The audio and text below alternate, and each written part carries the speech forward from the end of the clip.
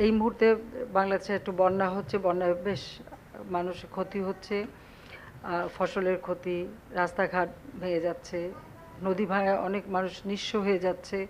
তো আমরা একটাই সিদ্ধান্ত যে যারা এভাবে ক্ষতিগ্রস্ত তাদের প্রত্যেকে, যাদের যেমন জমি জমা চলে যাচ্ছে বা বাড়িঘর ভেঙে যাচ্ছে, তাদেরকে ঘর বাড়ি তৈরি করে দেওয়া, তাদেরকে আবার পুনর্বাসন করা এবং পানিটা নামার সাথে সাথে যেন আবার তারা চাষবাস করতে পারে সেই ব্যবস্থা করা, সব রকম উদ্যোগ আমরা নিয়েছি এবং সব ধরনের ব্যবস্থা আমরা নিচ্ছি এবং পর্যাপ্ত ত্রাণ আমরা পাঠাচ্ছি। সরকারি ত্রাণ যাচ্ছে, তাছাড়া অনেক বেসরকারি খাত থেকে বা বিভিন্ন প্রতিষ্ঠান থেকেও সবাই এই দুর্গত মানুষের পাশে দাঁড়িয়েছেন, তাদের সাহায্য করে যাচ্ছে। প্রাকৃতিক দুর্যোগ আমাদের দেশে এটা একটা নিত্য নৈমিত্তিক ব্যাপার, এটা হবেই।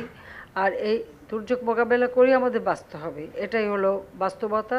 কাজে শুধু আমাদের দেখতে হবে দুর্যোগ আসলেও, মানে বন্যা, খরা, জলোচ্ছ্বাস, ঘূর্ণিঝড় যাই হোক না কেন, এই প্রাকৃতিক দুর্যোগ মোকাবেলা করা আর জানমালের ক্ষতিটা যাতে কম হয়, সেটা যাতে না হয় সেদিকে ব্যবস্থা নেওয়া।